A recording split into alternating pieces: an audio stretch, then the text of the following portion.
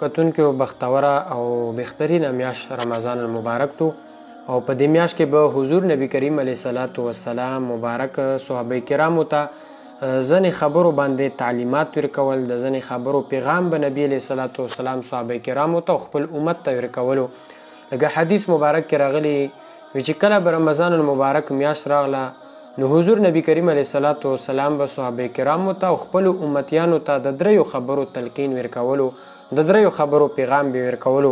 اول نمبر نبی علیہ السلام به صحابه کرامو ته خپل امتیانو ته فرمایل ان بسطو فی النفقات، ای صحابه کرامو په خرچو کې فراخی راولو،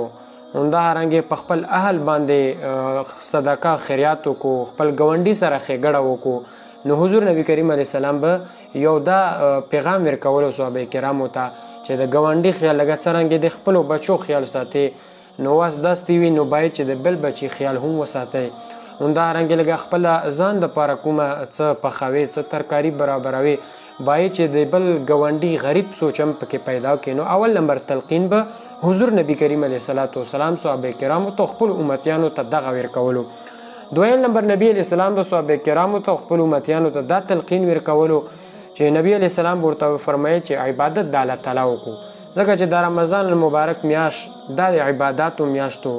دا غوره میاشتو لکه څرنګه الله تعالی په تمامو مخلوقاتو باندې غوره دی بهتر دی، همدارنګه دا میاشت مبارکه په تمامو میاشتو باندې غوره او بهتره میاشتو. تر دې پورې نبی علیه الصلاۃ والسلام خیری کړي دي چې کچا دومره عبادت ونه کړلو چې خپل ګناهونو معافي ورته ونه شي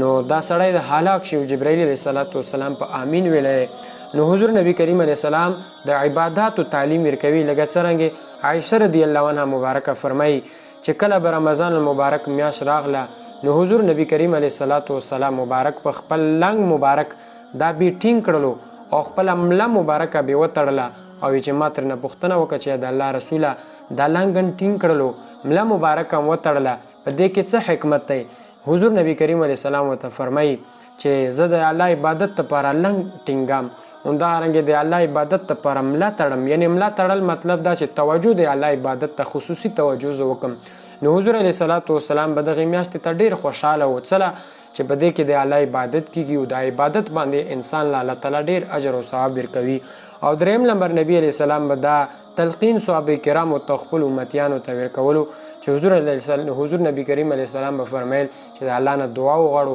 ځکه چې په دغه رمضان المبارک کې الله تعالی خپلو بندگانو